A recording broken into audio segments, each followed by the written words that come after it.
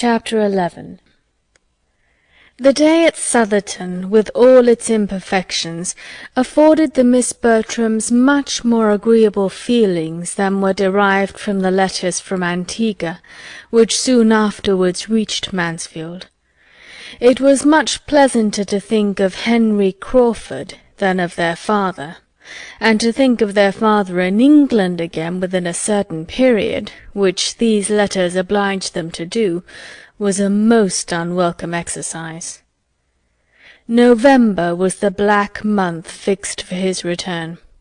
Sir Thomas wrote of it with as much decision as experience and anxiety could authorize.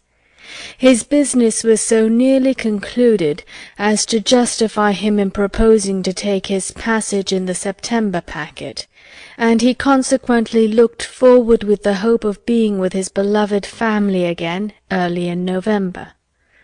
Maria was more to be pitied than Julia, for to her the father brought a husband, and the return of the friend most solicitous for her happiness would unite her to the lover on whom she had chosen that happiness should depend. It was a gloomy prospect, and all that she could do was to throw a mist over it, and hope when the mist cleared away she should see something else. It would hardly be early in November. There were generally delays, a bad passage or something, that favouring something which everybody who shuts their eyes while they look, or their understandings while they reason, feels the comfort of. It would probably be the middle of November at least. The middle of November was 3 months off. 3 months comprised 13 weeks. Much might happen in 13 weeks. Sir Thomas would have been deeply mortified by a suspicion of half that his daughters felt on the subject of his return, and would hardly have found consolation in a knowledge of the interest it excited in the breast of another young lady. Miss Crawford, on walking up with her brother to spend the evening at Mansfield Park, heard the good news, and though seeming to have no concern in the affair beyond politeness, and to have vented all her feelings in a quiet congratulation, heard it with an attention not so easily satisfied. Mrs. Norris gave the particulars of the letters, and the subject was dropped. But after tea, as Miss Crawford was standing at an open window with Edmund and Fanny, looking out on a twilight scene, while the Miss Bertrams, Mr. Rushworth, and Henry Crawford were all busy with candles at the pianoforte, she suddenly revived it by turning round towards the group and saying, "How happy Mr. Rushworth looks! He is thinking of November." Edmund looked round at Mr. Rushworth too, but had nothing to say. "Your father's return will be a very interesting event." "It will indeed after such an absence not only long, but including so many dangers." "It will be the forerunner also of other interesting events, your sister's marriage, and your taking orders." "Yes." "Don't be affronted," said she, laughing, "but it does put me in mind of some of the old heathen heroes, who, after performing great exploits in a foreign land, offered sacrifices to the gods on their safe return." "There is no sacrifice in the case," replied Edmund with a serious smile, and glancing at the pianoforte again. "It is entirely her own doing." "Oh, yes, I know it is. I was merely joking. She has done no more than what every young woman would do, and I have no doubt of her being extremely happy. My other sacrifice, of course, you do not understand." "My taking orders, I assure you, is quite as voluntary as Maria's marrying." "It is fortunate that your inclination and your father's convenience should accord so well. There is a very good living kept for you, I understand, hereabouts." "Which you suppose has biassed me." "But that I am sure it is not," cried Fanny. "Thank you for your good word, Fanny, but it is more than I would affirm myself. On the contrary, the knowing that there was such a provision for me probably did bias me, nor can I think it wrong that it should. There was no natural disinclination to be overcome, and I see no reason why a man should make a worse clergyman for knowing that he will have a competence early in life. I was in safe hands. I hope I should not have been influenced myself in a wrong way, and I am sure my father was too conscientious to have allowed it. I have no doubt that I was biased, but I think it was blamelessly." "It is the same sort of thing," said Fanny after a short pause, "as for the son of an admiral to go into the navy, or the son of a general to be in the army, and nobody sees anything wrong in that.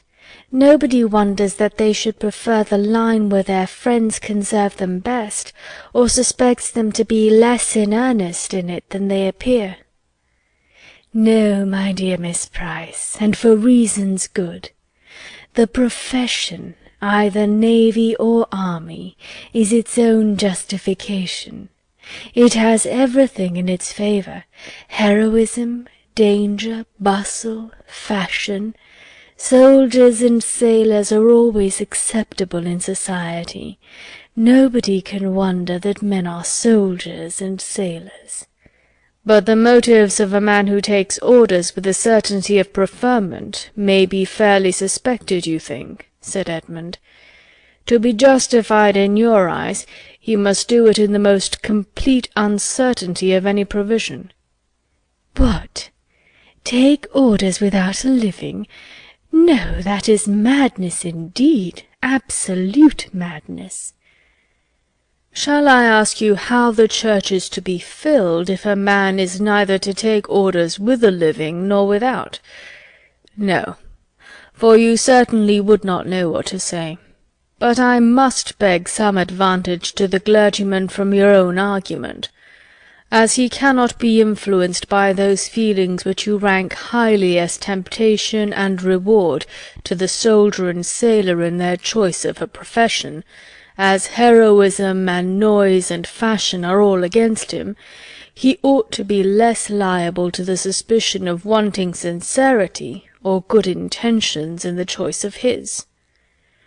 "Oh, no doubt he is very sincere in preferring an income ready-made to the trouble of working for one, and has the best intentions of doing nothing all the rest of his days but eat, drink, and grow fat. It is indolence, Mr. Bertram, indeed. Indolence and love of ease, a want of all laudable ambition, of taste for good company, or of inclination to take the trouble of being agreeable, which make men clergymen. A clergyman has nothing to do but be slovenly and selfish, read the newspaper, watch the weather, and quarrel with his wife. His curate does all the work, and the business of his own life is to dine." "There are such clergymen, no doubt, but I think they are not so common as to justify Miss Crawford in esteeming it their general character. I suspect that in this comprehensive, and may I say commonplace censure, you are not judging from yourself, but from prejudiced persons, whose opinions you have been in the habit of hearing. It is impossible that your own observation can have given you much knowledge of the clergy. You can have been personally acquainted with very few of a set of men you condemn so conclusively. You are speaking what you have been told at your uncle's table." "I speak what appears to me the general opinion, and where an opinion is general, it is usually correct.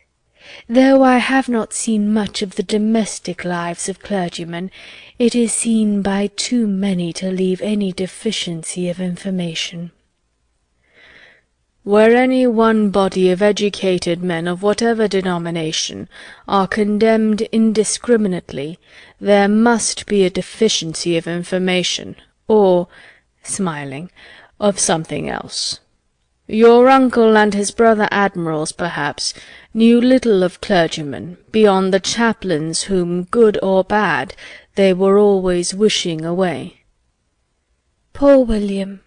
He has met with great kindness from the chaplain of the Antwerp," was a tender apostrophe of Fanny's, very much to the purpose of her own feelings, if not of the conversation.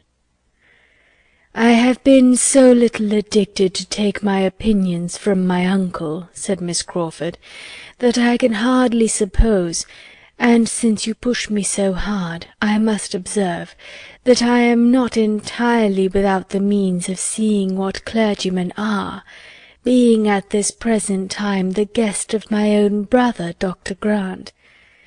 And though Dr. Grant is most kind and obliging to me, and though he is really a gentleman, and I dare say a good scholar and clever, and often preaches good sermons, and is very respectable, I see him to be an indolent, selfish bon vivant, who must have his palate consulted in everything, who will not stir a finger for the convenience of anyone, and who, moreover, if the cook makes a blunder, is out of humour with his excellent wife. To own the truth, Henry and I were partly driven out this very evening by a disappointment about a green goose, which he could not get the better of. My poor sister was forced to stay and bear it." "I do not wonder at your disapprobation, upon my word. It is a great defect of temper, made worse by a very faulty habit of self-indulgence, and to see your sister suffering from it must be exceedingly painful to such feelings as yours. Fanny, it goes against us. We cannot attempt to defend Dr. Grant." "No," replied Fanny, "but we need not give up his profession for all that, because whatever profession Dr. Grant had chosen, he would have taken a not good temper into it, and as he must, either in the navy or army, have had a great many more people under his command than he has now, I think more would have been made unhappy by him as a sailor or soldier than as a clergyman. Besides, I cannot but suppose that whatever there may be to wish otherwise in Dr. Grant, would have been in a greater danger of becoming worse in a more active and worldly profession, where he would have had less time and obligation, where he might have escaped that knowledge of himself, the frequency at least of that knowledge which it is impossible he should escape as he is now.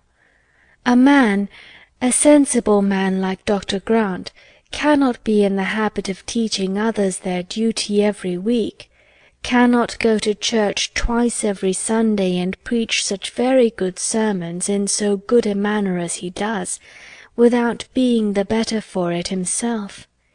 It must make him think, and I have no doubt that he oftener endeavours to restrain himself than he would if he had been anything but a clergyman."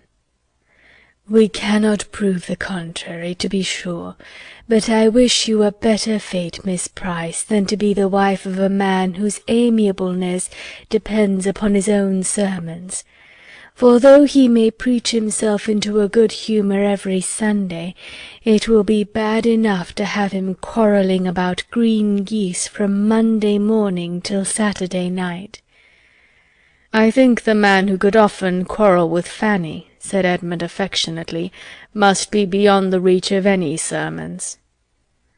Fanny turned farther into the window, and Miss Crawford had only time to say in a pleasant manner, "I fancy Miss Price has been more used to deserve praise than to hear it," when, being earnestly invited by the Miss Bertrams to join in a glee, she tripped off to the instrument, leaving Edmund looking after her in an ecstasy of admiration of all her many virtues, from her obliging manners down to her light and graceful tread.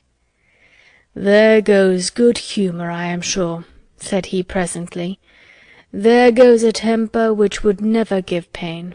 How well she walks! and how readily she falls in with the inclination of others, joining them the moment she is asked. What a pity," he added after an instant's reflection, "that she should have been in such hands." Fanny agreed to it, and had the pleasure of seeing him continue at the window with her, in spite of the expected glee, and of having his eyes soon turned like hers toward the scene without, where all that was solemn and soothing and lovely appeared in the brilliancy of an unclouded night and the contrast of the deep shade of the woods. Fanny spoke her feelings. "Here's harmony," said she, "here's repose. Here's what may leave all painting and all music behind, and what poetry only can attempt to describe. Here's what may tranquillize every care, and lift the heart to rapture. When I look out on such a night as this, I feel as if there could be neither wickedness nor sorrow in the world, and there certainly would be less of both if the sublimity of nature were more attended to, and people were carried more out of themselves by contemplating such a scene." "I like to hear your enthusiasm, Fanny. It is a lovely night, and they are much to be pitied who have not been taught to feel in some degree as you do, who have not, at least, been given a taste for nature early in life. They lose a great deal." "You taught me to think and feel on the subject, cousin." "I had a very apt scholar. There's Arcturus looking very bright." "Yes, and the bear. I wish I could see Cassiopeia." "We must go out on the lawn for that. Should you be afraid?" "Not in the least. It is a great while since we have had any star-gazing." "Yes. I do not know how it has happened." The glee began. "We will stay till this is finished, Fanny," said he, turning his back on the window, and as it advanced she had the mortification of seeing him advance too, moving forward by gentle degrees towards the instrument, and when it ceased he was close by the singers, among the most urgent in requesting to hear the glee again. Fanny sighed alone at the window, till scolded away by Mrs. Norris's threats of catching cold. Chapter 12. Sir Thomas was to return in November, and his eldest son had duties to call him earlier home. The approach of September brought tidings of Mr. Bertram first in a letter to the gamekeeper, and then in a letter to Edmund, and by the end of August he arrived himself, to be gay, agreeable, and gallant again as occasion served, or Miss Crawford demanded, to tell of races and Weymouth, and parties and friends, to which she might have listened 6 weeks before with some interest, and altogether to give her the fullest conviction, by the power of actual comparison, of preferring his younger brother. It was very vexatious, and she was heartily sorry for it, but so it was, and so far now from meaning to marry the elder, she did not even want to attract him beyond what the simplest claims of conscious beauty required. His lengthened absence from Mansfield, without anything but pleasure in view and his own will to consult, made it perfectly clear that he did not care about her, and his indifference was so much more than equalled by her own, that, were he now to step forth the owner of Mansfield Park, the Sir Thomas complete, which he was to be in time, she did not believe she could accept him. The season and duties which brought Mr. Bertram back to Mansfield took Mr. Crawford into Norfolk. Everingham could not do without him in the beginning of September. He went for a fortnight of such dullness to the Miss Bertrams as ought to have put them both on their guard, and made even Julia admit in her jealousy of her sister the absolute necessity of distrusting his attentions, and wishing him not to return, and a fortnight of sufficient leisure in the intervals of shooting and sleeping to have convinced the gentleman that he ought to keep longer away, had he been more in the habit of examining his own motives, and of reflecting to what the indulgence of his idle vanity was tending. But, thoughtless and selfish from prosperity and bad example, he would not look beyond the present moment. The sisters, handsome, clever, and encouraging, were an amusement to his sated mind, and finding nothing in Norfolk to equal the social pleasures of Mansfield, he gladly returned to it at the time appointed, and was welcomed thither quite as gladly by those whom he came to trifle with farther. Maria, with only Mr. Rushworth to attend her, and doomed to the repeated details of his day's sport, good or bad, his boast of his dogs, his jealousy of his neighbours, his doubts of their qualification, and his zeal after poachers, subjects which will not find their way to female feelings without some talent on one side, or some attachment on the other, had missed Mr. Crawford grievously, and Julia, unengaged and unemployed, felt all the right of missing him much more. Each sister believed herself the favourite. Julia might be justified in so doing by the hints of Mrs. Grant, inclined to credit what she wished, and Maria by the hints of Mr. Crawford himself. Everything returned into the same channel as before his absence, his manners being to each so animated and agreeable as to lose no ground with either, and just stopping short of the consistence, the steadiness, the solicitude, and the warmth which might excite general notice. Fanny was the only one of the party who found anything to dislike, but since the day at Southerton she could never see Mr. Crawford with either sister without observation, and seldom without wonder or censure, and had her confidence in her own judgment been equal to her exercise of it in every other respect, had she been sure that she was seeing clearly and judging candidly, she would probably have made some important communications to her usual confidant. As it was, however, she only hazarded a hint, and the hint was lost.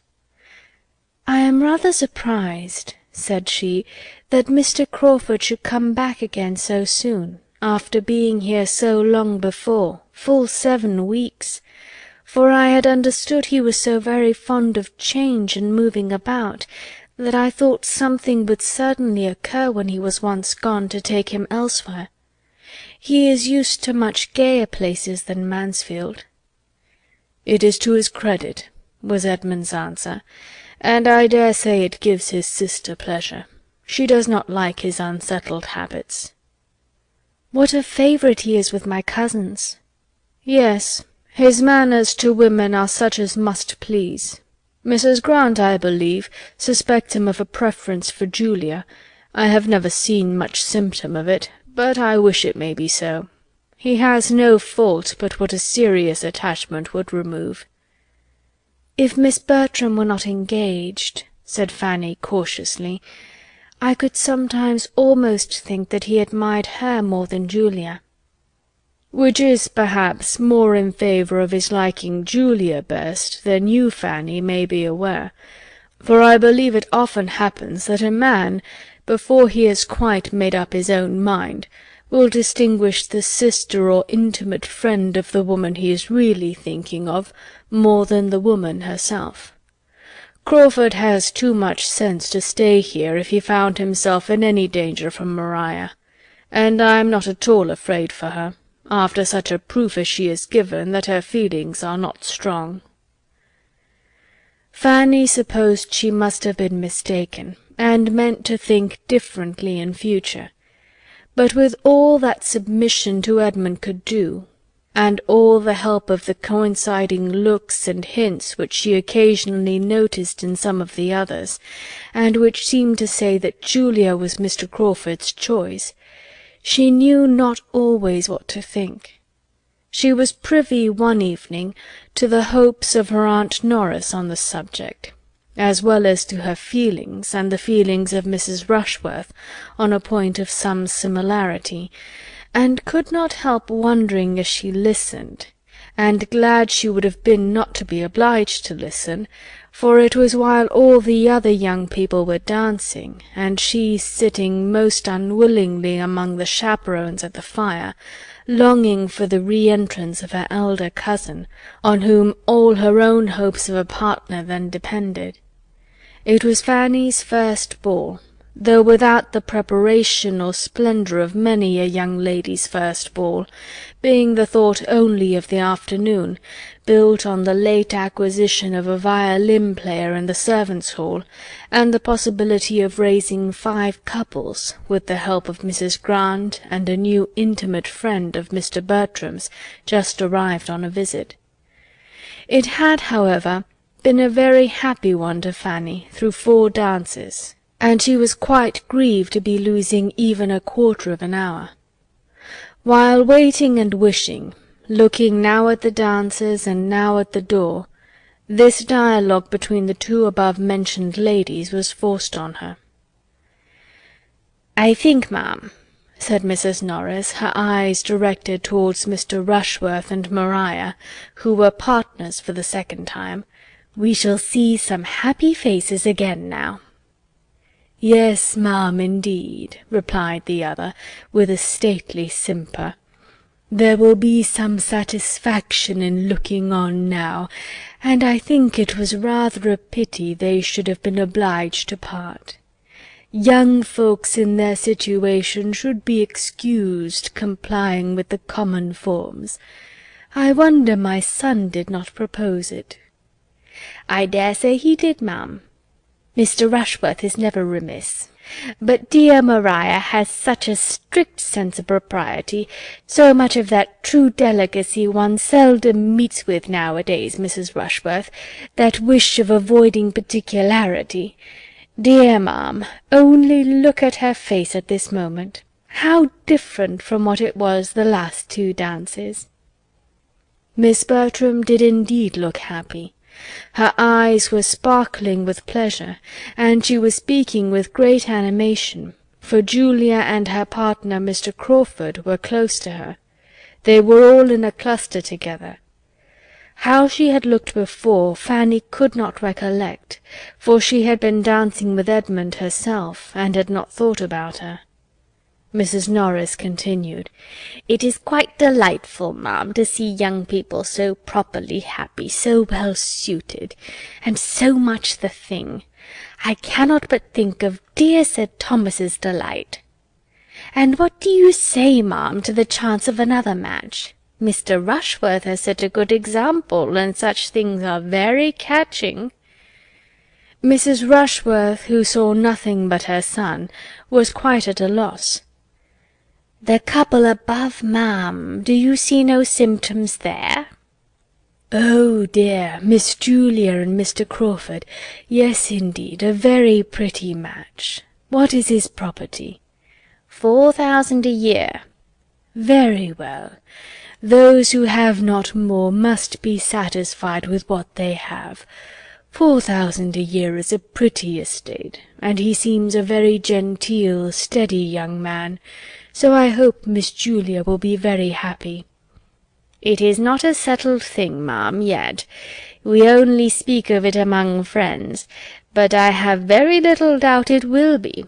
He is growing extremely particular in his attentions." Fanny could listen no farther. Listening and wondering were all suspended for a time, for Mr. Bertram was in the room again, and though feeling it would be a great honour to be asked by him, she thought it must happen. He came towards their little circle, but instead of asking her to dance, drew a chair near her, and gave her an account of the present state of a sick horse, and the opinion of the groom, from whom he had just parted. Fanny found that it was not to be, and in the modesty of her nature immediately felt that she had been unreasonable in expecting it. When he had told of his horse, he took a newspaper from the table, and looking over it said in a languid way, "If you want to dance, Fanny, I will stand up with you." With more than equal civility the offer was declined. She did not wish to dance. "I'm glad of it," said he in a much brisker tone, and throwing down the newspaper again, "for I am tired to death. I only wonder how the good people can keep it up so long. They had need be all in love to find any amusement in such folly, and so they are, I fancy.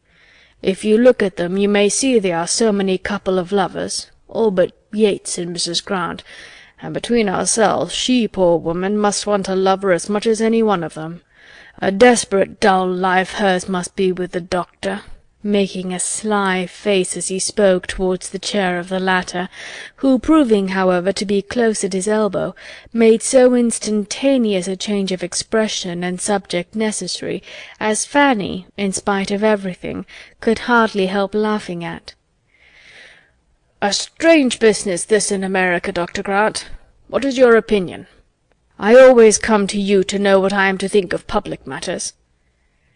"My dear Tom," cried his aunt soon afterwards, "as you are not dancing, I dare say you will have no objection to join us in a rubber, shall you?"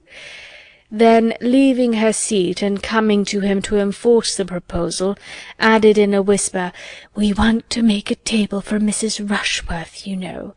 Your mother is quite anxious about it, but cannot very well spare time to sit down herself, because of her fringe. Now you and I and Dr. Grant will just do. And though we play but half-crowns, you know you may bet half-guineas with him." "I should be most happy," replied he aloud, and jumping up with alacrity. "It would give me the greatest pleasure, but that I am this moment going to dance. Come, Fanny," taking her hand, "do not be dawdling any longer, or the dance will be over." Fanny was led off very willingly, though it was impossible for her to feel much gratitude towards her cousin, or distinguish, as he certainly did, between the selfishness of another person and his own. "A pretty modest request, upon my word," he indignantly exclaimed as they walked away, "to want to nail me to a card-table for the next 2 hours with herself and Dr. Grant, who are always quarrelling, and that poking old woman who knows no more of whist than of algebra. I wish my good aunt would be a little less busy, and to ask me in such a way too, without ceremony, before them all, so as to leave me no possibility of refusing. That is what I dislike most particularly. It raises my spleen more than anything, to have the pretence of being asked, of being given a choice, and at the same time addressed in such a way as to oblige one to do the very thing, whatever it be. If I had not luckily thought of standing up with you, I could not have got out of it. It is a great deal too bad, but when my aunt has got a fancy in her head, nothing can stop her." Chapter 13. The Honourable John Yates, this new friend, had not much to recommend him beyond habits of fashion and expense, and being the youngest son of a lord with a tolerable independence, and Sir Thomas would probably have thought his introduction at Mansfield by no means desirable. Mr. Bertram's acquaintance with him had begun at Weymouth, where they had spent 10 days together in the same society, and the friendship, if friendship it might be called, had been proved and perfected by Mr. Yates's being invited to take Mansfield in his way whenever he could, and by his promising to come.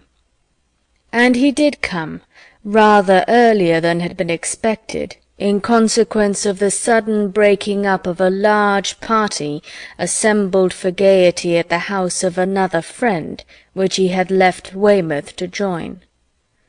He came on the wings of disappointment, and with his head full of acting, for it had been a theatrical party, and the play, in which he had borne a part, was within 2 days of representation, when the sudden death of one of the nearest connections of the family had destroyed the scheme and dispersed the performers. To be so near happiness, so near fame, so near the long paragraph in praise of the private theatricals at Ecclesford, the seat of the Right Honourable Lord Ravenshaw, in Cornwall, which would of course have immortalized the whole party for at least a twelvemonth, and being so near to lose it all, was an injury to be keenly felt, and Mr. Yates could talk of nothing else.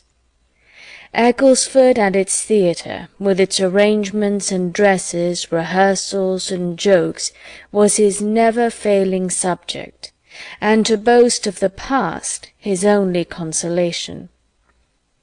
Happily for him, a love of the theatre is so general, an itch for acting so strong among young people, that he could hardly out-talk the interest of his hearers. From the first casting of the parts to the epilogue, it was all bewitching, and there were few who did not wish to have been a party concerned, or would have hesitated to try their skill.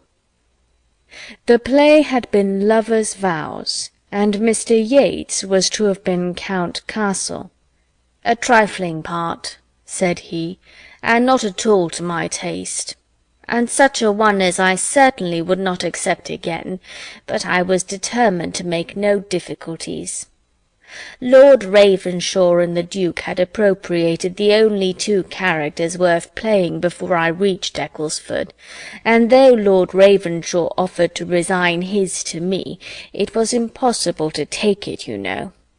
I was sorry for him that he should have so mistaken his powers, for he was no more equal to the Baron. A little man with a weak voice, always hoarse after the first 10 minutes. It must have injured the piece materially, but I was resolved to make no difficulties. Sir Henry thought the Duke not equal to Frederick, but that was because Sir Henry wanted the part himself, whereas it was certainly in the best hands of the two. I was surprised to see Sir Henry such a stick. Luckily the strength of the piece did not depend upon him. Our Agatha was inimitable, and the Duke was thought very great by many. And upon the whole it would certainly have gone off wonderfully.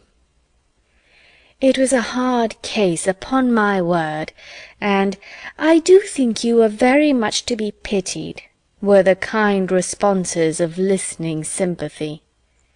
"It is not worth complaining about, but to be sure the poor old dowager could not have died at a worse time, and it is impossible to help wishing that the news could have been suppressed for just the 3 days we wanted. It was but 3 days, and being only a grandmother, and all happening 200 miles off, I think there would have been no great harm, and it was suggested, I know. But Lord Ravenshaw, who I suppose is one of the most correct men in England, would not hear of it." "An after-piece instead of a comedy," said Mr. Bertram. "Lovers' Vows were at an end, and Lord and Lady Ravenshaw left to act My Grandmother by themselves. Well, the jointure may comfort him, and perhaps, between friends, he began to tremble for his credit and his lungs in the Baron, and was not sorry to withdraw. And to make you amends, Yates, I think we must raise a little theatre at Mansfield, and ask you to be our manager." This, though the thought of the moment, did not end with the moment, for the inclination to act was awakened, and in no one more strongly than in him who was now master of the house, and who, having so much leisure as to make almost any novelty a certain good, had likewise such a degree of lively talents and comic taste as were exactly adapted to the novelty of acting. The thought returned again and again, "Oh, for the Ecclesford theatre and scenery to try something with!" Each sister could echo the wish, and Henry Crawford, to whom, in all the riot of his gratifications, it was yet an untasted pleasure, was quite alive at the idea. "I really believe," said he, "I could be fool enough at this moment to undertake any character that ever was written, from Shylock or Richard III. down to the singing hero of a farce, in his scarlet coat and cocked hat. I feel as if I could be anything or everything, as if I could rant and storm, or sigh, or cut capers in any tragedy or comedy in the English language. Let us be doing something, be it only half a play, an act, a scene. What should prevent us? Not these countenances, I am sure," looking towards the Miss Bertrams, "and for a theatre, what signifies a theatre? We shall be only amusing ourselves. Any room in this house might suffice." "We must have a curtain," said Tom Bertram, "a few yards of green baize for a curtain, and perhaps that may be enough." "Oh, quite enough," cried Mr. Yates, "with only just a side wing or two to run up, doors in flat, and 3 or 4 scenes to be let down. Nothing more would be necessary on such a plan as this. For mere amusement among ourselves we should want nothing more." "I believe we must be satisfied with less," said Maria. "There would not be time, and other difficulties would arise. We must rather adopt Mr. Crawford's views, and make the performance, not the theatre, our object. Many parts of our best plays are independent of scenery." "Nay," said Edmund, who began to listen with alarm, "let us do nothing by halves. If we are to act, let it be in a theatre completely fitted up with pit, box, and gallery, and let us have a play entire from beginning to end. So as it be a German play, no matter what, with a good tricking, shifting after-piece, and a figure dance, and a hornpipe, and a song between the acts. If we do not outdo Ecclesford, we do nothing." "Now, Edmund, do not be disagreeable," said Julia. "Nobody loves a play better than you do, or can have gone much farther to see one." "True, to see real acting, good hardened real acting, but I would hardly walk from this room to the next to look at the raw efforts of those who have not been bred to the trade, a set of gentlemen and ladies who have all the disadvantages of education and decorum to struggle through." After a short pause, however, the subject still continued, and was discussed with unabated eagerness, every one's inclination increasing by the discussion, and a knowledge of the inclination of the rest. And though nothing was settled but that Tom Bertram would prefer a comedy, and his sisters and Henry Crawford a tragedy, and that nothing in the world could be easier than to find a piece which would please them all, the resolution to act something or other seemed so decided as to make Edmund quite uncomfortable. He was determined to prevent it if possible, though his mother, who equally heard the conversation which passed at table, did not evince the least disapprobation. The same evening afforded him an opportunity of trying his strength. Maria, Julia, Henry Crawford, and Mr. Yates were in the billiard-room. Tom, returning from them into the drawing-room, where Edmund was standing thoughtfully by the fire, while Lady Bertram was on the sofa at a little distance, and Fanny close beside her arranging her work, thus began as he entered. "Such a horribly vile billiard-table as ours is not to be met with, I believe, above ground. I can stand it no longer, and I think I may say that nothing shall ever tempt me to it again. But one good thing I have just ascertained. It is the very room for a theatre, precisely the shape and length for it, and the doors at the farther end, communicating with each other as they may be made to do in 5 minutes by merely moving the bookcase in my father's room, is the very thing we could have desired if we had sat down to wish for it.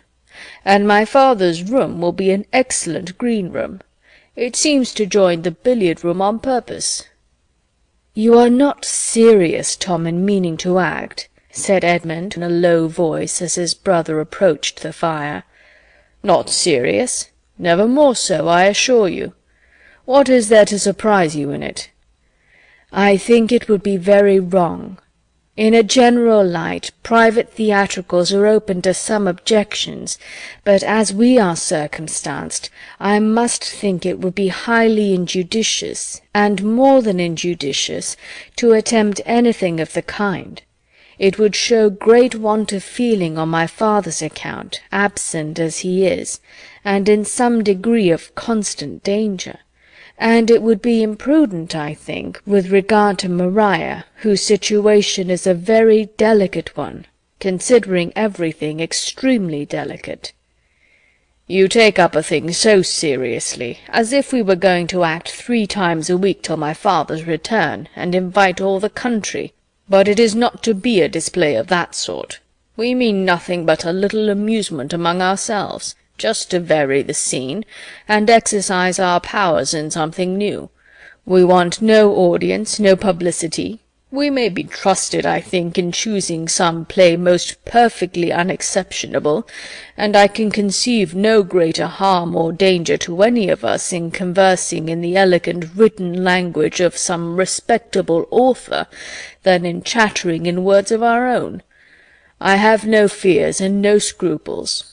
And as to my father's being absent, it is so far from an objection that I consider it rather as a motive, for the expectation of his return must be a very anxious period to my mother, and if we can be the means of amusing that anxiety, and keeping up her spirits for the next few weeks, I shall think our time very well spent, and so I am sure will he. It is a very anxious period for her." As he said this, each looked towards their mother. Lady Bertram, sunk back in one corner of the sofa, the picture of health, wealth, ease, and tranquillity, was just falling into a gentle doze, while Fanny was getting through the few difficulties of her work for her. Edmund smiled and shook his head. "By Jove, this won't do!" cried Tom, throwing himself into a chair with a hearty laugh. "To be sure, my dear mother, your anxiety, I was unlucky there." "What is the matter?" asked her ladyship in the heavy tone of one half-roused. "I was not asleep." "Oh, dear no, ma'am. Nobody suspected you. Well, Edmund," he continued, returning to the former subject, posture, and voice as soon as Lady Bertram began to nod again, "but this I will maintain, that we shall be doing no harm." "I cannot agree with you. I am convinced that my father would totally disapprove it." "And I am convinced to the contrary. Nobody is fonder of the exercise of talent in young people, or promotes it more than my father, and for anything of the acting, spouting, reciting kind, I think he has always had a decided taste. I am sure he encouraged it in us as boys. How many a time have we mourned over the dead body of Julius Caesar, and to bead and not to bead, in this very room for his amusement? And I am sure my name was Norval every evening of my life through one Christmas holidays." "It was a very different thing. You must see the difference yourself.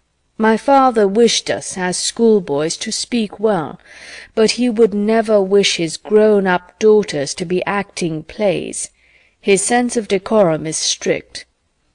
"I know all that," said Tom, displeased. "I know my father as well as you do, and I'll take care that his daughters do nothing to distress him.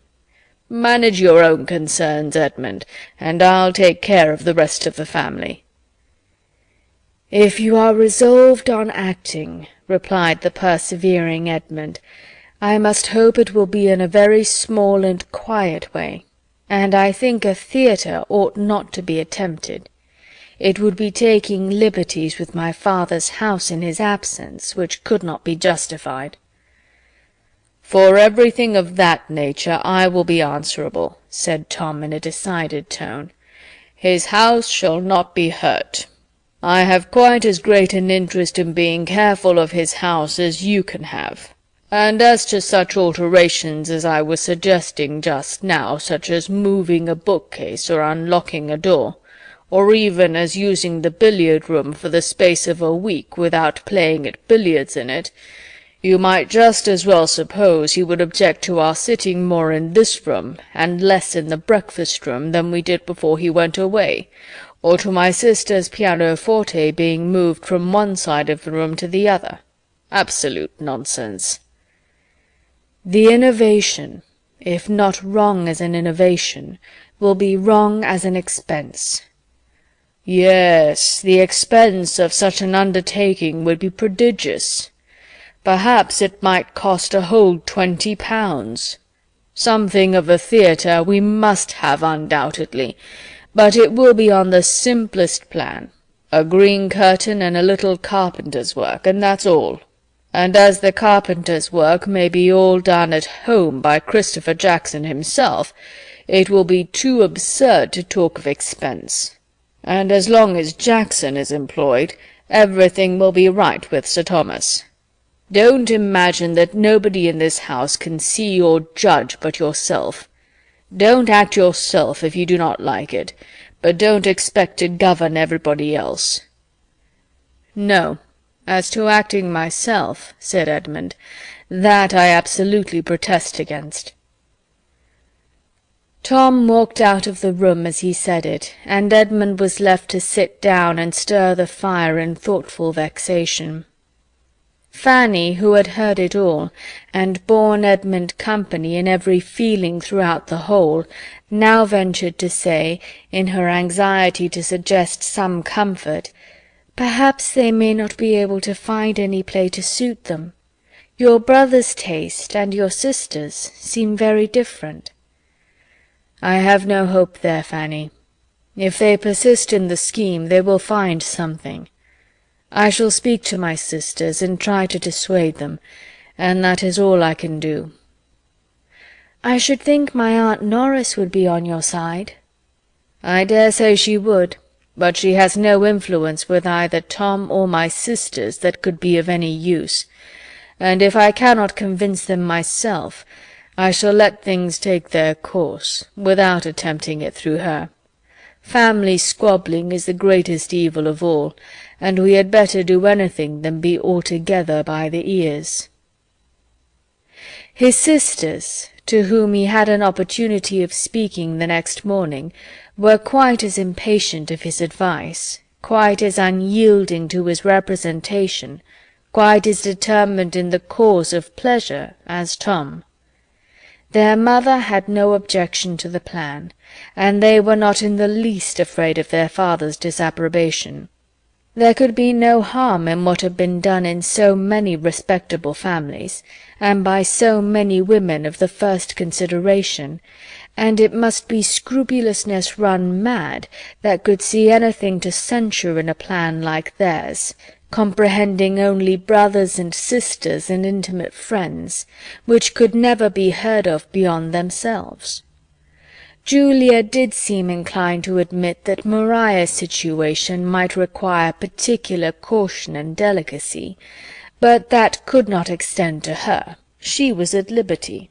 And Maria evidently considered her engagement as only raising her so much more above restraint, and leaving her less occasion than Julia to consult either father or mother.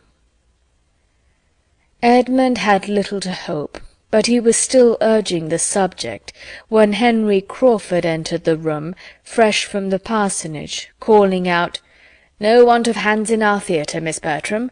No want of understrapper. My sister desires her love, and hopes to be admitted into the company, and will be happy to take the part of any old duenna or tame confidant that you may not like to do yourselves." Maria gave Edmund a glance which meant, "What say you now? Can we be wrong if Mary Crawford feels the same?" And Edmund, silenced, was obliged to acknowledge that the charm of acting might well carry fascination to the mind of genius, and with the ingenuity of love to dwell more on the obliging, accommodating purport of the message than on anything else. The scheme advanced. Opposition was vain, and as to Mrs. Norris, he was mistaken in supposing she would wish to make any.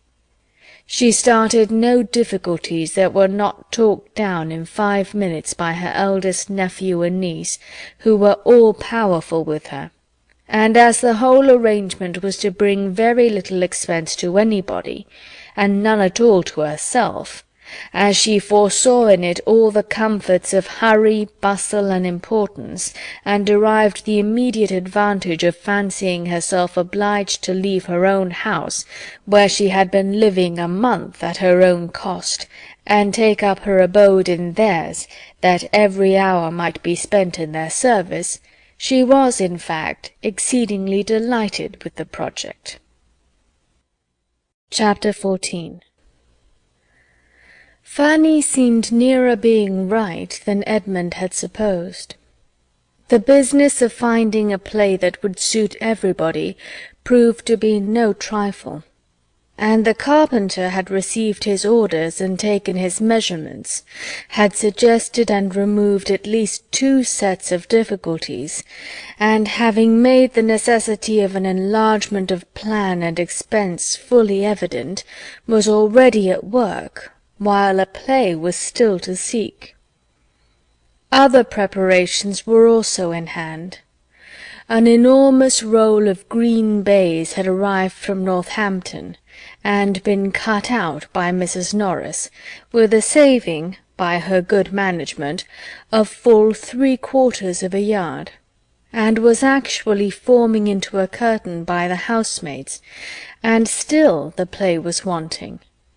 And as 2 or 3 days passed away in this manner, Edmund began almost to hope that none might ever be found. There were, in fact, so many things to be attended to, so many people to be pleased, so many best characters required, and, above all, such a need that the play should be at once both tragedy and comedy, that there did seem as little chance of a decision as anything pursued by youth and zeal could hold out. On the tragic side were the Miss Bertrams, Henry Crawford, and Mr. Yates. On the comic, Tom Bertram, not quite alone, because it was evident that Mary Crawford's wishes, though politely kept back, inclined the same way. But his determinateness and his power seemed to make allies unnecessary, and independent of this great irreconcilable difference, they wanted a piece containing very few characters in the whole, but every character first-rate, and 3 principal women. All the best plays were run over in vain. Neither Hamlet, nor Macbeth, nor Othello, nor Douglas, nor the Gamester presented anything that could satisfy even the tragedians, and the rivals, the School for Scandal, Wheel of Fortune, Heir at Law, and a long etc., were successively dismissed with yet warmer objections. No piece could be proposed that did not supply somebody with a difficulty, and on one side or the other it was a continual repetition of, "Oh, no, that will never do. Let us have no ranting tragedies. Too many characters. Not a tolerable woman's part in the play.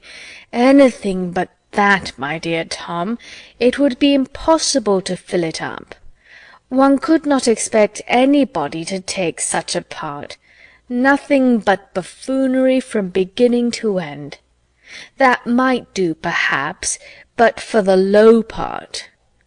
If I must give my opinion, I have always thought it the most insipid play in the English language. I do not wish to make objections. I shall be happy to be of any use, but I think we could not choose worse." Fanny looked on and listened, not unamused to observe the selfishness which, more or less disguised, seemed to govern them all, and wondering how it would end.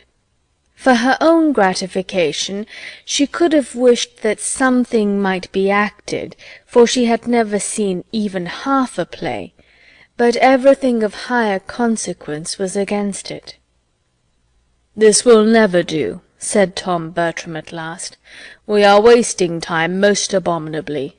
Something must be fixed on, no matter what, so that something is chosen.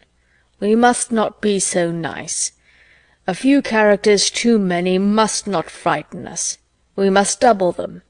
We must descend a little. If a part is insignificant, the greater our credit in making anything of it. From this moment I make no difficulties. I take any part you choose to give me, so as it be comic. Let it but be comic, I condition for nothing more." For about the 5th time he then proposed the heir at law, doubting only whether to prefer Lord Derby or Dr. Pangloss for himself, and very earnestly, but very unsuccessfully, trying to persuade the others that there were some fine tragic parts in the rest of the dramatis personae. The pause which followed this fruitless effort was ended by the same speaker, who, taking up one of the many volumes of plays that lay on the table, and turning it over, suddenly exclaimed, "Lovers' vows! And why should not lovers' vows do for us as well as for the Ravenshaws? How came it never to be thought of before? It strikes me as if it would do exactly. What say you all? Here are 2 capital tragic parts for Yates and Crawford, and here is the rhyming butler for me, if nobody else wants it, a trifling part, but the sort of thing I should not dislike, and, as I said before, I am determined to take anything and do my best. And as for the rest, they may be filled up by anybody. It is only Count Castle and Anhalt." The suggestion was generally welcome. Everybody was growing weary of indecision, and the first idea with everybody was that nothing had been proposed before so likely to suit them all. Mr. Yates was particularly pleased. He had been sighing and longing to do the Baron at Ecclesford, had grudged every rant of Lord Ravenshaw's, and been forced to re-rant it all in his own room. To storm through Baron Wildenhain was the height of his theatrical ambition, and with the advantage of knowing half the scenes by heart already, he did now with the greatest alacrity offer his services for the part. To do him justice, however, he did not resolve to appropriate it, for remembering that there was some very good ranting ground in Frederick, he professed an equal willingness for that. Henry Crawford was ready to take either. Whichever Mr. Yates did not choose would perfectly satisfy him, and a short parley of compliment ensued.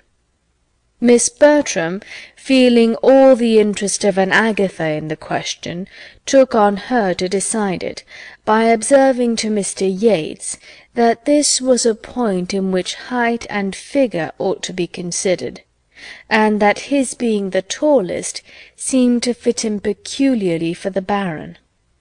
She was acknowledged to be quite right, and the 2 parts being accepted accordingly, she was certain of the proper Frederick.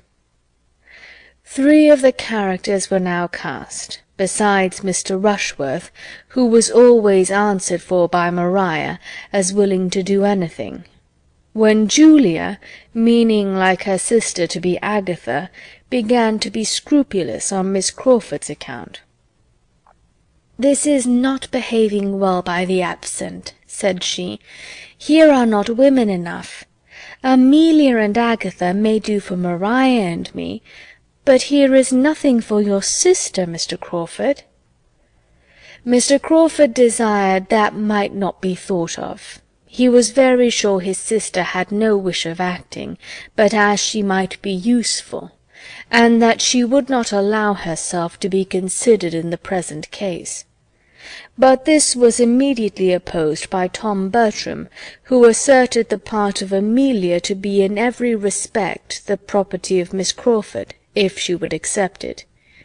"It falls as naturally, as necessarily to her," said he, "as Agatha does to one or other of my sisters.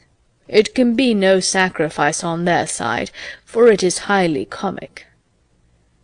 A short silence followed. Each sister looked anxious, for each felt the best claim to Agatha, and was hoping to have it pressed on her by the rest. Henry Crawford, who meanwhile had taken up the play, and with seeming carelessness was turning over the first act, soon settled the business. "I must entreat Miss Julia Bertram," said he, "not to engage in the part of Agatha, or it will be the ruin of all my solemnity. You must not, indeed you must not," turning to her. "I could not stand your countenance dressed up in woe and paleness.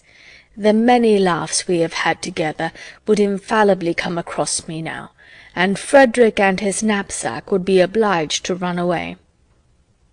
Pleasantly, courteously it was spoken, but the manner was lost in the matter to Julia's feelings. She saw a glance at Maria, which confirmed the injury to herself. It was a scheme, a trick. She was slighted, Maria was preferred. The smile of triumph which Maria was trying to suppress showed how well it was understood, and before Julia could command herself enough to speak, her brother gave his weight against her too, by saying, "Oh, yes, Maria must be Agatha. Maria will be the best Agatha. Though Julia fancies she prefers tragedy, I would not trust her in it. There is nothing of tragedy about her. She has not the look of it. Her features are not tragic features, and she walks too quick and speaks too quick, and would not keep her countenance. She had better do the old countrywoman, the cottager's wife. You had indeed, Julia. Cottager's wife is a very pretty part, I assure you. The old lady relieves the high-flown benevolence of her husband with a good deal of spirit. You shall be the cottager's wife." "Cottager's wife!" cried Mr. Yates. "What are you talking of? The most trivial, paltry, insignificant part, the merest commonplace, not a tolerable speech in the whole. Your sister do that? It is an insult to propose it. At Ecclesford the governess was to have done it. We all agreed that it could not be offered to anybody else. A little more justice, Mr. Manager, if you please. You do not deserve the office if you cannot appreciate the talents of your company a little better." "Why, as to that, my good friend, till I and my company have really acted, there must be some guesswork. But I mean no disparagement to Julia. We cannot have two Agathas, and we must have one cottager's wife, and I am sure I set her the example of moderation myself in being satisfied with the old butler. If the part is trifling, she will have more credit in making something of it, and if she is so desperately bent against everything humorous, let her take cottagers' speeches instead of cottagers' wives, and so change the parts all through. He is solemn and pathetic enough, I am sure. It could make no difference in the play. And as for Cottager himself, when he has got his wife's speeches, I would undertake him with all my heart." "With all your partiality for Cottager's wife," said Henry Crawford, "it will be impossible to make anything of it fit for your sister, and we must not suffer her good nature to be imposed on. We must not allow her to accept the part. She must not be left to her own complaisance. Her talents will be wanted in Amelia. Amelia is a character more difficult to be well represented than even Agatha. I consider Amelia as the most difficult character in the whole piece. It requires great powers, great nicety, to give her playfulness and simplicity without extravagance. I have seen good actresses fail in the part. Simplicity, indeed, is beyond the reach of almost every actress by profession. It requires a delicacy of feeling which they have not. It requires a gentlewoman, a Julia Bertram. You will undertake it, I hope?" turning to her with a look of anxious entreaty, which softened her a little. But while she hesitated what to say, her brother again interposed with Miss Crawford's better claim. "No, no, Julia must not be Amelia. It is not at all the part for her. She would not like it. She would not do well. She is too tall and robust. Amelia should be a small, light, girlish, skipping figure. It is fit for Miss Crawford, and Miss Crawford only. She looks the part, and I am persuaded she will do it admirably." Without attending to this, Henry Crawford continued his supplication. "You must oblige us," said he, "indeed you must. When you have studied the character, I am sure you will feel it suit you. Tragedy may be your choice, but it will certainly appear that comedy chooses you. You will be to visit me in prison with a basket of provisions. You will not refuse to visit me in prison. I think I see you coming in with your basket." The influence of his voice was felt. Julia wavered. But was he only trying to soothe and pacify her, and make her overlook the previous affront? She distrusted him. The slight had been most determined. He was, perhaps, but at treacherous play with her. She looked suspiciously at her sister. Maria's countenance was to decide it. If she were vexed and alarmed, but Maria looked all serenity and satisfaction, and Julia well knew that on this ground Maria could not be happy but at her expense. With hasty indignation, therefore, and a tremulous voice, she said to him, "You do not seem afraid of not keeping your countenance when I come in with a basket of provisions, though one might have supposed— but it is only as Agatha that I was to be so overpowering." She stopped. Henry Crawford looked rather foolish, and as if he did not know what to say. Tom Bertram began again. "Miss Crawford must be Amelia. She will be an excellent Amelia." "Do not be afraid of my wanting the character," cried Julia with angry quickness. "I am not to be Agatha, and I am sure I will do nothing else. And as to Amelia, it is of all parts in the world the most disgusting to me. I quite detest her. An odious little pert, unnatural, impudent girl. I have always protested against comedy, and this is comedy in its worst form." And so saying, she walked hastily out of the room, leaving awkward feelings to more than one, but exciting small compassion in any except Fanny, who had been a quiet auditor of the whole, and who could not think of her as under the agitations of jealousy without great pity. A short silence succeeded her leaving them. But her brother soon returned to business and lovers' vows, and was eagerly looking over the play, with Mr. Yates's help, to ascertain what scenery would be necessary, while Maria and Henry Crawford conversed together in an under-voice, and the declaration with which she began of "I am sure I would give up the part to Julia most willingly, but that though I shall probably do it very ill, I feel persuaded she would do it worse," was doubtless receiving all the compliments it called for. When this had lasted some time, the division of the party was completed by Tom Bertram and Mr. Yates walking off together to consult farther in the room now beginning to be called the theatre, and Miss Bertram's resolving to go down to the parsonage herself with the offer of Amelia to Miss Crawford, and Fanny remained alone. The first use she made of her solitude was to take up the volume which had been left on the table, and begin to acquaint herself with the play of which she had heard so much. Her curiosity was all awake, and she ran through it with an eagerness which was suspended only by intervals of astonishment, that it could be chosen in the present instance, that it could be proposed and accepted in a private theatre.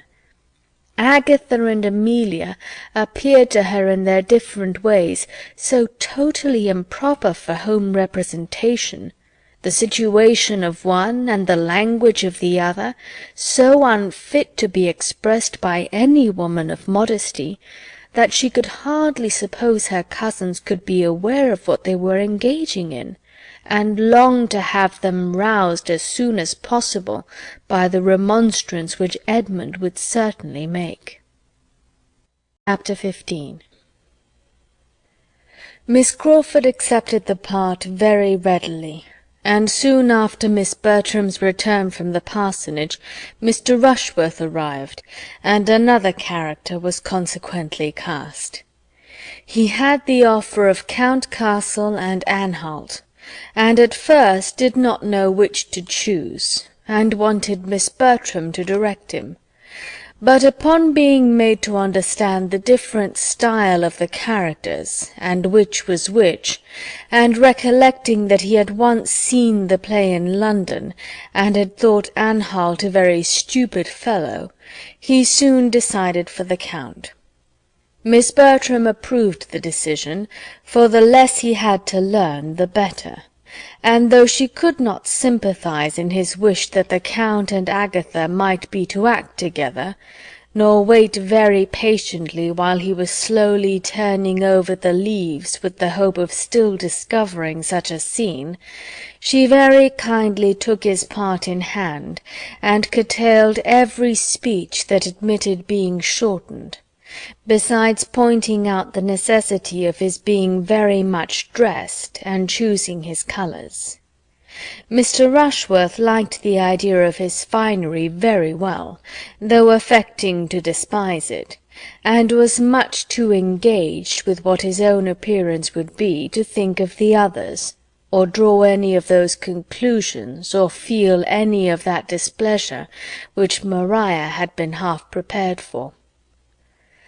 Thus much was settled before Edmund, who had been out all morning, knew anything of the matter. But when he entered the drawing-room before dinner, the buzz of discussion was high between Tom, Maria, and Mr. Yates, and Mr. Rushworth stepped forward with great alacrity to tell him the agreeable news.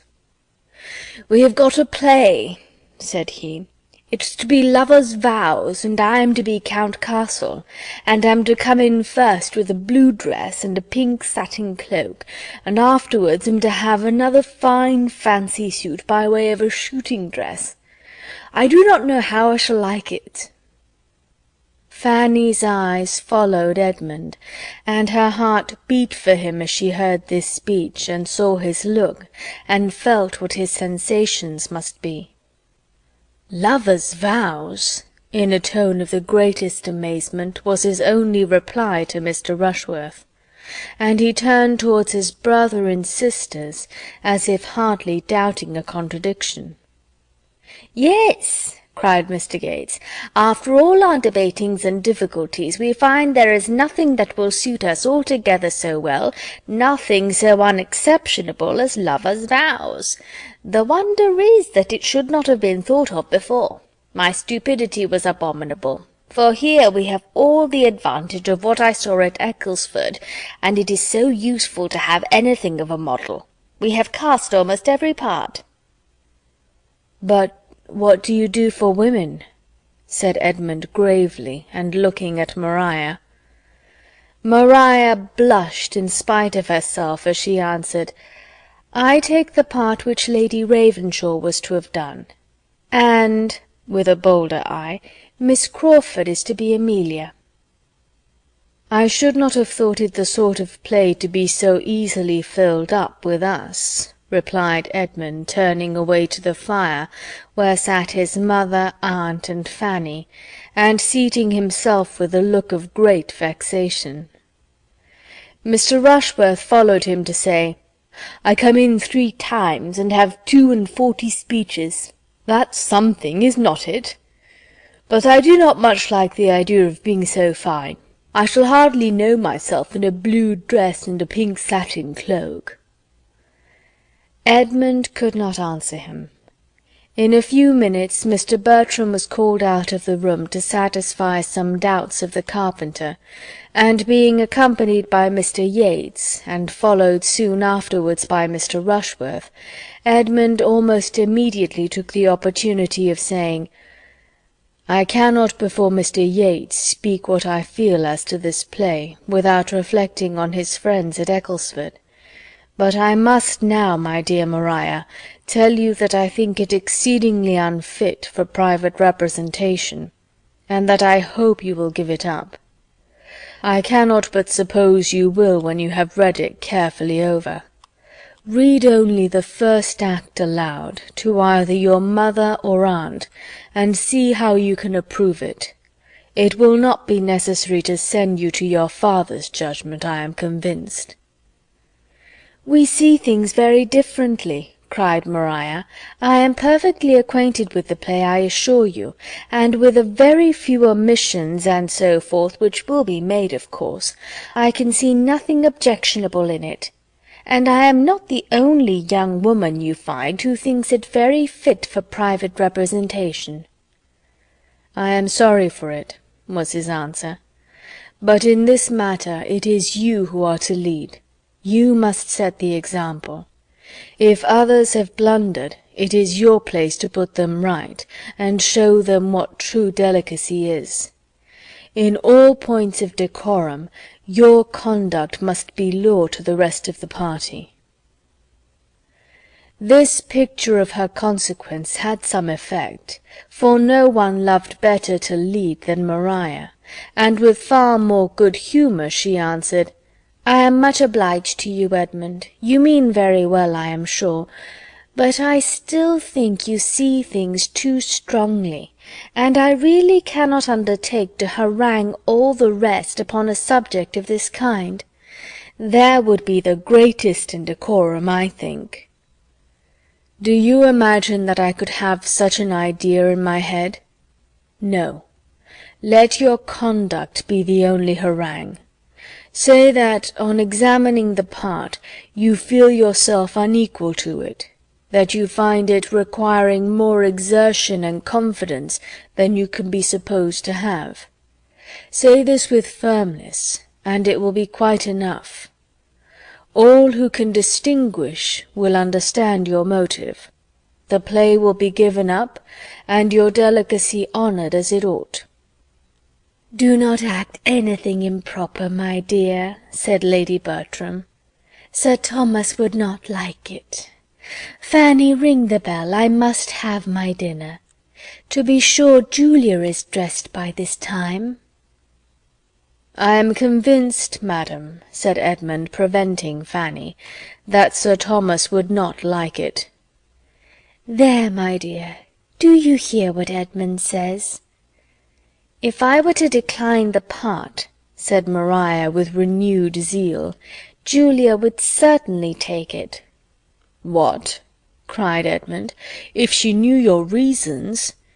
"Oh, she might think the difference between us, the difference in our situations, that she need not be so scrupulous as I might feel necessary. I am sure she would argue so. No, you must excuse me. I cannot retract my consent. It is far too settled. Everybody would be so disappointed. Tom would be quite angry. And if we are so very nice, we shall never act anything." "I was just going to say the very same thing," said Mrs. Norris. "If every play is to be objected to, you will act nothing, and the preparations will all be so much money thrown away, and I am sure that would be a discredit to us all. I do not know the play, but as Maria says, if there is anything a little too warm, and it is so with most of them, it can be easily left out. We must not be over-precise, Edmund. As Mr. Rushworth is to act too, there can be no harm. I only wish Tom had known his own mind when the carpenters began, for there was the loss of half a day's work about those side doors. The curtain will be a good job, however. The maids do their work very well, and I think we shall be able to send back some dozens of the rings. There is no occasion to put them so very close together. I am of some use, I hope, in preventing waste and making the most of things. There should always be one steady head to superintend so many young ones. I forgot to tell Tom of something that happened to me this very day. I had been looking about me in the poultry-yard, and was just coming out, when who should I see but Dick Jackson making up to the servants' hall with 2 bits of deal board in his hand, bringing them to father, you may be sure. Mother had chanced to send him of a message to father, and then father had bid him bring up 2 bits of board, for he could not know how to do without them. I knew what all this meant, for the servants' dinner bell was ringing at that very moment over our heads, and as I hate such encroaching people, the Jacksons are very encroaching, I have always said so, just the sort of people to get all they can, I said to the boy directly, a great lubberly fellow of 10 years old, you know, who ought to be ashamed of himself, I'll take the boards to your father, Dick, so get you home again as fast as you can. The boy looked very silly and turned away without offering a word, for I believe I might speak pretty sharp, and I dare say it will cure him of coming marauding about the house for one while. I hate such greediness. So good as your father is to the family, employing the man all the year round." Nobody was at the trouble of an answer. The others soon returned, and Edmund found that to have endeavoured to set them right must be his only satisfaction. Dinner passed heavily. Mrs. Norris related again her triumph over Dick Jackson, but neither play nor preparation were otherwise much talked of, for Edmund's disapprobation was felt even by his brother, though he would not have owned it. Maria, wanting Henry Crawford's animating support, thought the subject better avoided. Mr. Yates, who was trying to make himself agreeable to Julia, found her gloom less impenetrable on any topic than that of his regret at her secession from their company, and Mr. Rushworth, having only his own part and his own dress in his head, had soon talked away all that could be said of either. But the concerns of the theatre were suspended only for an hour or two. There was still a great deal to be settled, and the spirits of evening giving fresh courage, Tom, Maria, and Mr. Yates, soon after their being reassembled in the drawing-room, seated themselves in committee at a separate table with the play open before them, and were just getting deep in the subject when a most welcome interruption was given by the entrance of Mr. and Miss Crawford, who, late and dark and dirty as it was, could not help coming, and were received with the most grateful joy. "Well, how do you go on?" and "What have you settled?" and "Oh, we can do nothing without you," followed the first salutations, and Henry Crawford was soon seated with the other 3 at the table, while his sister made her way to Lady Bertram, and with pleasant attention was complimenting her. "I must really congratulate your ladyship," said she, "on the play being chosen, for though you have borne it with exemplary patience, I am sure you must be sick of all our noise and difficulties. The actors may be glad, but the bystanders must be infinitely more thankful for a decision, and I do sincerely give you joy, madam, as well as Mrs. Norris, and everybody else who is in the same predicament," glancing half fearfully, half slyly beyond Fanny to Edmund. She was very civilly answered by Lady Bertram, but Edmund said nothing. His being only a bystander was not disclaimed. After continuing in chat with the party round the fire a few minutes, Miss Crawford returned to the party round the table, and, standing by them, seemed to interest herself in their arrangements, till, as if struck by a sudden recollection, she exclaimed, "My good friends, you are most composedly at work upon these cottages and alehouses, inside and out, but pray let me know my fate in the meanwhile. Who is to be Anhalt? What gentleman among you am I to have the pleasure of making love to?" For a moment no one spoke, and then many spoke together to tell the same melancholy truth, that they had not yet got any Anhalt. Mr. Rushworth was to be Count Castle, but no one had yet undertaken Anhalt. "I had my choice of the paths," said Mr. Rushworth, "but I thought I should like the Count best, though I do not much relish the finery I am to have." "You chose very wisely, I am sure," replied Miss Crawford, with a brightened look. "Anhalt is a heavy part."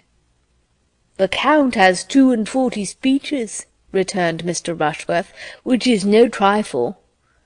"I am not at all surprised," said Miss Crawford, after a short pause, "at this want of an Anhalt. Amelia deserves no better. Such a forward young lady may well frighten the men." "I should be but too happy in taking the part if it were possible," cried Tom, "but unluckily the butler and Anhalt are in together. I will not entirely give it up, however. I will try what can be done.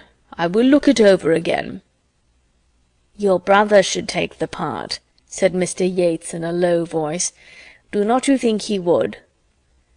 "I shall not ask him," replied Tom, in a cold, determined manner. Miss Crawford talked of something else, and soon afterwards rejoined the party at the fire. "They do not want me at all," said she, seating herself. "I only puzzle them, and oblige them to make civil speeches. Mr. Edmund Bertram, as you do not act yourself, you will be a disinterested adviser, and therefore I apply to you. What shall we do for an Anhalt? Is it practicable for any of the others to double it? What is your advice?" "My advice," said he calmly, "is that you change the play." "I should have no objection," she replied, "for though I should not particularly dislike the part of Amelia if well supported, that is, if everything went well, I shall be sorry to be an inconvenience. But as they do not choose to hear your advice at that table," looking round, "it certainly will not be taken." Edmund said no more. "If any part could tempt you to act, I suppose it would be Anhalt," observed the lady archly after a short pause, "for he is a clergyman, you know." "That circumstance would by no means tempt me," he replied, "for I should be sorry to make the character ridiculous by bad acting. It must be very difficult to keep Anhalt from appearing a formal, solemn lecturer, and the man who chooses the profession itself is, perhaps, one of the last who would wish to represent it on the stage." Miss Crawford was silenced, and with some feelings of resentment and mortification moved her chair considerably nearer the tea-table, and gave all her attention to Mrs. Norris, who was presiding there. "Fanny," cried Tom Bertram from the other table, where the conference was eagerly carrying on, and the conversation incessant, "we want your services." Fanny was up in a moment, expecting some errand, for the habit of employing her in that way was not yet overcome, in spite of all that Edmund could do. "Oh, we do not want to disturb you from your seat. We do not want your present services. We shall only want you in our play. You must be the cottager's wife." "Me?" cried Fanny, sitting down again with a most frightened look. "Indeed you must excuse me. I could not act anything if you were to give me the world. No, indeed, I cannot act." "Indeed, but you must, for we cannot excuse you. It need not frighten you. It is nothing of a part, a mere nothing, not above 6 speeches altogether, and it will not much signify if nobody hears a word you say, so you may be as creep-mouse as you like, but we must have you to look at." "If you are afraid of 6 speeches," cried Mr. Rushworth, "what would you do with a part such as mine? I have 42 to learn." "It is not that I am afraid of learning by heart," said Fanny, shocked to find herself at that moment the only speaker in the room, and to feel that almost every eye was upon her, "but I really cannot act." "Yes, yes, you can act well enough for us. Learn your part, and we will teach you all the rest. You have only 2 scenes, and as I shall be cottager, I'll put you in and push you about, and you will do it very well, I'll answer for it." "No, indeed, Mr. Bertram, you must excuse me. You cannot have an idea. It would be absolutely impossible for me. If I were to undertake it, I should only disappoint you." "Phoo, phoo, do not be so shamefaced. You'll do it very well. Every allowance will be made for you. We do not expect perfection. You must get a brown gown, and a white apron, and a mob cap, and we must make you a few wrinkles, and a little of the crow's foot at the corner of your eyes, and you will be a very proper little old woman." "You must excuse me, indeed you must excuse me," cried Fanny, growing more and more red from excessive agitation, and looking distressfully at Edmund, who was kindly observing her, but unwilling to exasperate his brother by interference, gave her only an encouraging smile. Her entreaty had no effect on Tom. He only said again what he had said before, and it was not merely Tom, for the requisition was now backed by Maria and Mr. Crawford and Mr. Yates, with an urgency which differed from his, but in being more gentle or more ceremonious, and which altogether was quite overpowering to Fanny. And before she could breathe after it, Mrs. Norris completed the whole, by thus addressing her in a whisper at once angry and audible. "What a piece of work here is about nothing! I am quite ashamed of you, Fanny, to make such a difficulty of obliging your cousins in a trifle of this sort, so kind as they are to you. Take the part with a good grace, and let us hear no more of the matter, I entreat." "Do not urge her, madam," said Edmund. "It is not fair to urge her in this manner. You see she does not like to act. Let her choose for herself as well as the rest of us. Her judgment may be quite as safely trusted. Do not urge her any more." "I am not going to urge her," replied Mrs. Norris sharply, "but I shall think her a very obstinate, ungrateful girl, if she does not do what her aunt and cousins wish her. Very ungrateful indeed, considering who and what she is." Edmund was too angry to speak, but Miss Crawford, looking for a moment with astonished eyes at Mrs. Norris, and then at Fanny, whose tears were beginning to show themselves, immediately said with some keenness, "I do not like my situation. This place is too hot for me," and moved away her chair to the opposite side of the table, close to Fanny, saying to her in a kind low whisper as she placed herself, "Never mind, my dear Miss Price. This is a cross evening. Everybody is cross and teasing. But do not let us mind them." And with pointed attention continued to talk to her, and endeavour to raise her spirits, in spite of being out of spirits herself. By a look at her brother she prevented any farther entreaty from the theatrical board, and the really good feelings by which she was almost purely governed were rapidly restoring to her all the little she had lost in Edmund's favour. Fanny did not love Miss Crawford, but she felt very much obliged to her for her present kindness, and when, from taking notice of her work, and wishing she could work as well, and begging for the pattern, and supposing Fanny was now preparing for her appearance, as of course she would come out when her cousin was married, Miss Crawford proceeded to inquire if she had heard lately from her brother at sea, and said that she had quite a curiosity to see him, and imagined him a very fine young man, and advised Fanny to get his picture drawn before he went to sea again. She could not help admitting it to be very agreeable flattery, or help listening and answering with more animation than she had intended. The consultation upon the play still went on, and Miss Crawford's attention was first called from Fanny by Tom Bertram's telling her, with infinite regret, that he found it absolutely impossible for him to undertake the part of Anhalt, in addition to the butler. He had been most anxiously trying to make it out to be feasible, but it would not do. He must give it up. "But there will be not the smallest difficulty in filling it," he added. "We have but to speak the word. We may pick and choose.